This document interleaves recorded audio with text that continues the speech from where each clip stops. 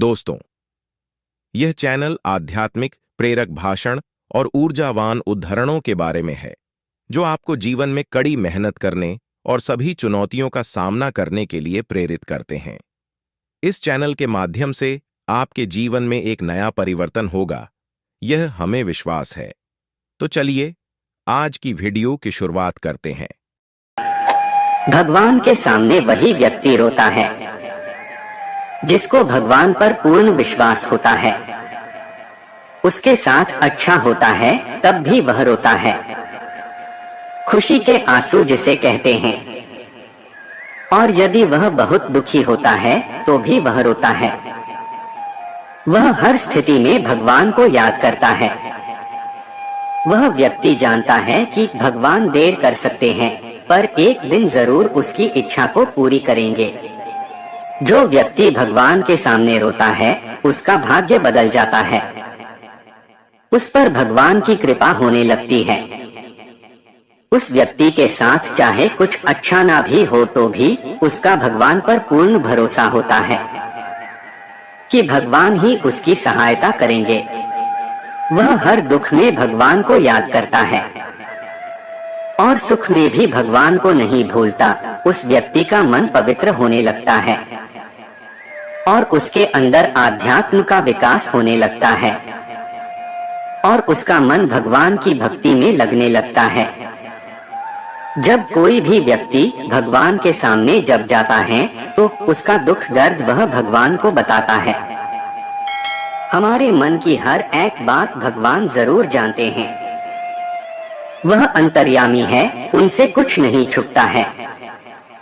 जब किसी व्यक्ति को भगवान के पास जाते ही रोना आता है तो उसे यदि मुसीबतों से जल्दी बाहर निकलना है तो उसे भागवत गीता पढ़ना शुरू कर देना चाहिए, क्योंकि जब कोई दुखी व्यक्ति भागवत गीता पढ़ता है तो उसे बहुत जल्दी भगवान उसे सही राह दिखा देंगे। अगर कोई विधि पूर्वक भागवत गीता पढ़ता है तो उसके जीवन में चमत्कार जरूर होता है। आप भगवान की स्तुति करें, वो आपके जीवन के बड़े से बड़े संकट को दूर कर देंगे। भगवान के सामने रोना चाहिए या नहीं? सनातन धर्म को मानने वाले प्रत्येक व्यक्ति का अंतिम लक्ष्य मोक्ष की प्राप्ति होता है। हर व्यक्ति चाहता है कि वह जीवित अवस्था में सारे सुख भोगे और मृत्यु के बाद उसे मोक्ष की प्राप्ति हो जाए। और भौतिक सुख प्राप्त करने के लिए भगवान से प्रार्थना करना प्रारंभ कर देता है।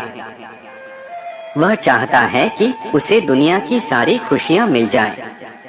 पर हर व्यक्ति को इस बात पर गौर करना चाहिए कि भगवान का यह फर्ज होता है कि अपने भक्त का पेट भर जाए। उनका यह फर्ज नहीं है कि वह आपकी हर इच्छा पूरी करे। आपको यदि अपनी ढेर सारी इच्छाओं को पूरा करना है तो उसके अनुसार मेहनत भी करना पड़ेगी। भगवान ने भी इस धरती पर जन्म लिया और अनेक संघर्ष किए। इसलिए सभी व्यक्तियों को किस तरह जीवन जीना है, उन्होंने लोगों को यह बता दिया कि जीवन को कैसे जीना चाहिए। इस धरती को मृत्युलोक कहा जाता है। मृत्युलोक पृथ्वी को इसलिए कहा गया है कि व्यक्ति यहाँ पर अलग अलग योनियों में जन्म लेता है और मरता रहता है और 84 लाख योनियां होती हैं, जिसमें से मनुष्य का जन्म बहुत मुश्किलों के बाद, बहुत सी योनियों में भटकने के बाद मिलता है।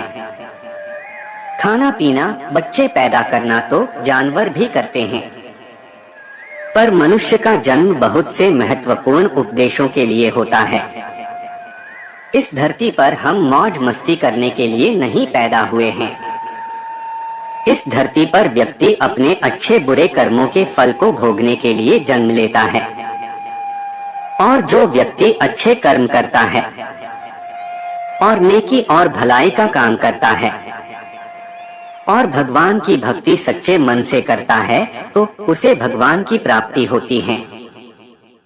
जो व्यक्ति दूसरों को कोई हानि नहीं पहुंचाता, अपनी मेहनत से कमाए धन से अपना और उसके परिवार को पालता है और इंसान से लेकर किसी भी जीव को हानि नहीं पहुंचाता है, उस व्यक्ति को भगवान की प्राप्ति होती है।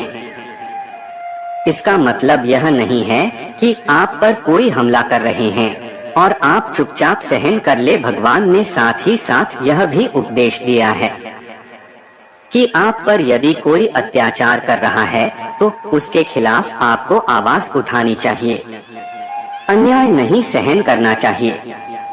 भगवान कृष्ण ने अर्जुन को युद्ध करने के लिए उपदेश दिया था कि कायर व्यक्ति की तरह जीवन नहीं जीना चाहिए।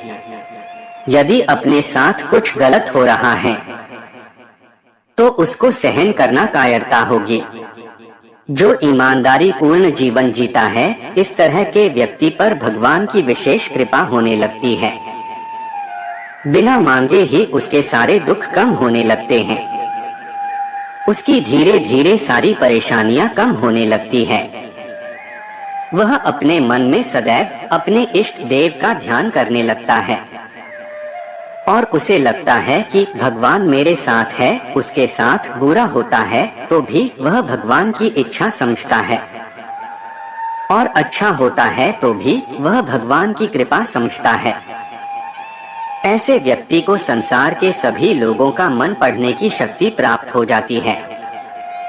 वह सही और गलत लोगों को आसानी से पहचान जाता है और उसका स्वभाव दूसरे लोगों की तुलना में बहुत ही अलग होता है।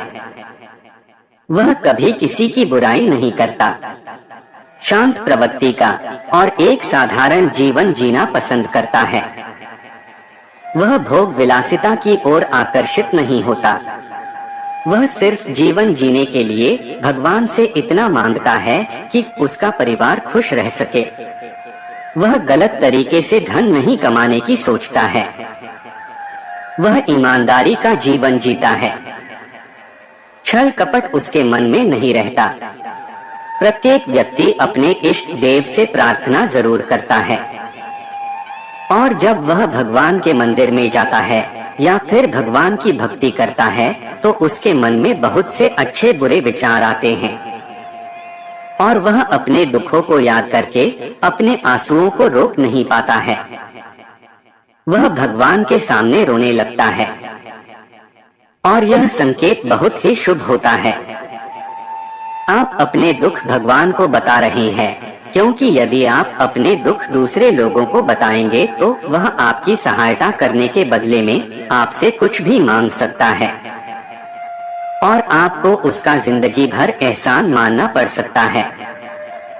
दुख के समय भगवान ही आपकी सहायता करने के लिए किसी न किसी रूप में आपकी मदद करते हैं।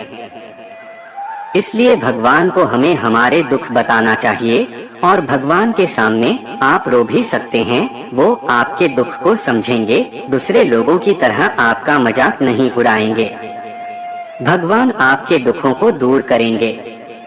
आपके जीवन में कितनी भी बड़ी परेशानी आए, आप उसे भगवान को बताएं और सच्ची प्रार्थना करें तो आपको चमत्कारी फायदे होंगे। धार्मिक पुस्तकें पढ़ने से जो मन को एकाग्र शक्ति और शांति प्राप्त होगी, जो कभी आपने सोचा भी नहीं होगा। आपकी सारी चिंता समाप्त होने लगेगी और मानसिक तनाव दूर होगा। इस दुनिया में अच्छे बुरे सभी तरह के लोग होते हैं और जब आपके अच्छे दिन आने वाले होते हैं, जो आपको अच्छे मित्रों की भी प्राप्ति होती है। तो दोस्तों, वीडियो को लाइक और चैनल को सब्सक्राइब जरूर करें और कमेंट बॉक्स में राधे राधे लिखें। धन्यवाद।